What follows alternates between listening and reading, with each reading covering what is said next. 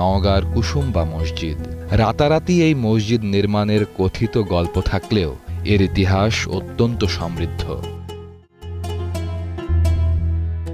মূল ভূমি থেকে মসজিদটি প্রায় ৭ ফুট উঁচু এক টিলার ওপর স্থাপন করা হয়েছে। মসজিদটির উত্তর ও দক্ষিণ দিকে রয়েছে ছোট দুটি প্রবেশদ্বার। মসজিদের ৪ কোণায় আছে ৪টি অষ্টকোণাকৃতির বুরুজ বা মিনার। পূর্ব দিকে দিঘির দিকের প্রবেশদ্বারটি বেশ বড়।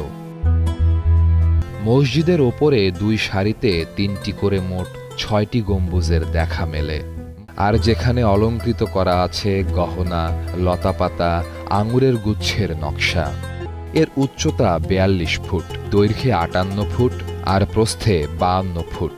চারদিকের দেওয়াল প্রায় ৭ ফুট পুরু। রয়েছে ৩টি দরজা, বর্তমানে যার একটিই কেবল ব্যবহৃত হয়। বাংলাদেশে প্রচলিত ৫ টাকার নোটে প্রায় ৪৫০ বছরের এই কুসুম্বা মসজিদের ছবি দেখা যায়।